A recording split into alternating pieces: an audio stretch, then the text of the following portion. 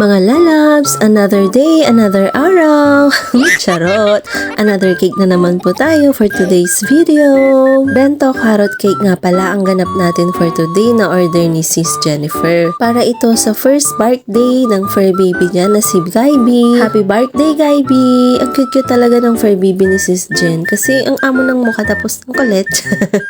Anyways, dahil bento carrot cake nga ang order sa atin, sinabayan ko na rin ng carrot loaf cake. Isa ito sa mga bestseller natin, mga lalab. Sa dalawang mixture nga ay nakagawa ako ng isang 4x2.5 bento cake at 7 carrot loaf cake. Dapat ay isang mixture nga lang ang gagawin ko kaso medyo maraming humabol sa ating carrot cake kaya nagdagdag ako, o diba? Ay wow, araratan. Isa din kasi sa bestseller natin itong carrot cake. Mas pricey nga lang talaga siya, mga lalabs, dahil syempre mahal din ang mga ingredients nito. Sa walnuts at cream cheese pa nga lang, naku po. Buti na nga lang medyo mura pa ngayon ng carrots. Pero pag nagmahal siya, ewan ko lang kung makapagtinda pa ako. Char! Siyempre, depende pa rin yun sa customer natin kung willing silang magbayad ng mataas. Mataas? Ano yun? Inaabot ba? Mas mahal kasi yung tamang term. Ikaw talaga, Mimi. Lutang ka na naman. Pero pag natikman nyo naman, ay sigurado namang worth it. Mas mahal, mas masarap. Ganun ba yun? Pero syempre, mas masarap pa rin kung libre.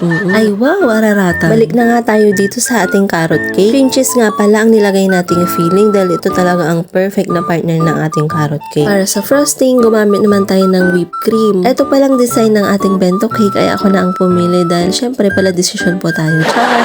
Ay wow, araratan. Pero syempre may approval pa rin ng client natin. Ang request lang naman ni Sisi ay lagyan ng mukha ni Gaiby kaya nagprint ako ng topper. So kaninang umaga nga ay na-realize kong parang ang laki nga nung mata na na-print natin. Kaya for the print ulit si Mimi at eto na nga ang final look ng ating cake. O diba, mas cute na siya. Kanina kasi parang pinandidilatan ako ng aso. Char.